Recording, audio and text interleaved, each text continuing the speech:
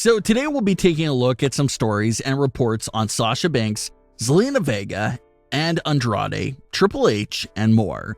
Let's start things off with this story of Andrade and Zelina Vega. If you've watched NXT a few years back, then you would have seen the origin story of how Zelina and Andrade first got together. Andrade was a newly signed superstar that was immensely talented. Only problem was that his character didn't take things that seriously.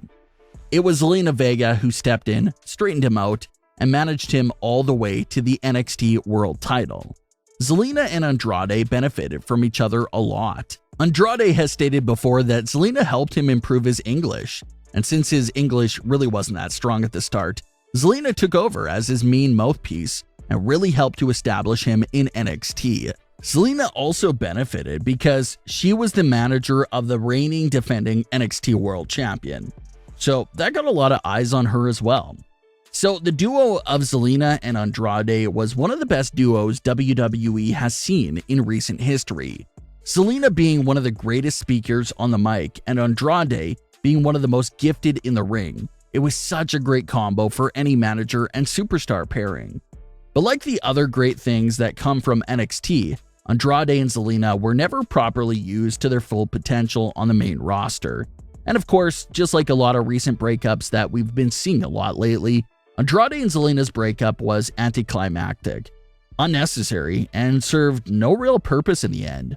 And shortly after that, Andrade was granted his release, and Zelina Vega was released for what was reportedly a breach of contract. So, will they ever link up again, even outside of WWE? Well, that brings us to today's story. Andrade recently spoke with Lucha Libre Online and was asked about his thoughts on reuniting with Zelina Vega in AEW. He had this to say in response to that question. "I would love it if she was with me. I cannot speak about it that extensively due to multiple stuff going on, but I would love it if she joined me soon or in a close future." So Andrade is definitely down to have one of his best friends and career partners be back by his side if things work out that way. What's going on with Zelina right now? Well, things are a bit foggy right now. Go back a few months and you had all these reports saying, oh, Zelina was spotted at the Performance Center. Her WWE return is imminent. But ever since her husband Aleister Black was released, all of the Zelina Vega WWE return talk has been radio silent.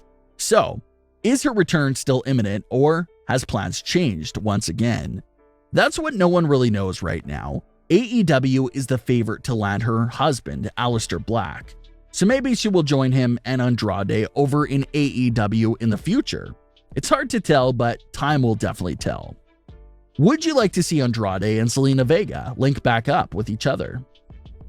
WWE and Jon Moxley didn't have an extremely toxic end to their relationship, but Moxley just wanted out, stood by his word on that, and it was a big situation back then.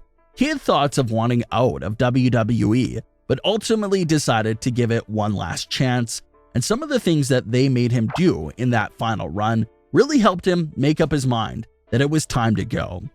It's been a few years since all that went down, but reports back then claimed that WWE did everything they could to try to hold on to Moxley, even a higher paying deal. But Moxley has stated in the past there was no amount of money that would get him to stay, so his mind was set. His happiness in his career meant more to him than any cash amount, so you have to respect that. Jon Moxley's wife, Renee, also ended up leaving WWE a while after Moxley did, but she now runs a highly successful podcast titled Oral Sessions that we mention all the time because there's just so many great interviews that Renee does. There's also lots of great quotes that always come out of Oral Sessions. So ton of props to Renee for that amazing show that she provides so much content and topics to discuss. And speaking of content from Oral Sessions to discuss, Renee recently told us a story on how Triple H continued to reach out to her and Moxley even months after his WWE departure to make sure he was fine or if he needed anything. Renee had this to say about that story. Even when Jon left, there were times when Hunter would pull me aside because Jon was injured coming back from NJPW, and Hunter kept checking in to make sure he was okay, and if we needed anything, they would have been able to help him in any capacity. It was nice to know the olive branch was extended, and it wasn't that heat-sinking thing that everyone thinks it is. We've all spent so much time together and nothing bad went down. So it's nice to hear something like that has happened behind the scenes because, like Renee said, everyone just feels like it's this heated battle between all the different companies out there. It's definitely a heated competition amongst the fans, but at least it appears that things are not that intense behind the scenes. But then again, you can never be too sure. Maybe things have changed since then, we don't really know, but it was still nice to hear about Triple H reaching out to Jon Moxley, even after he left WWE. Reports went wild recently that some WWE superstars were mandated to attend the Performance Center for some extra reps. Even superstars that currently are not on television, like Sasha Banks, were reportedly part of this list. People see the word mandated to attend the Performance Center and think it's something bad, or they're doing something bad, but not necessarily. Maybe these superstars that have been off of television are being called to the Performance Center just to get some reps in and knock off some ring rust.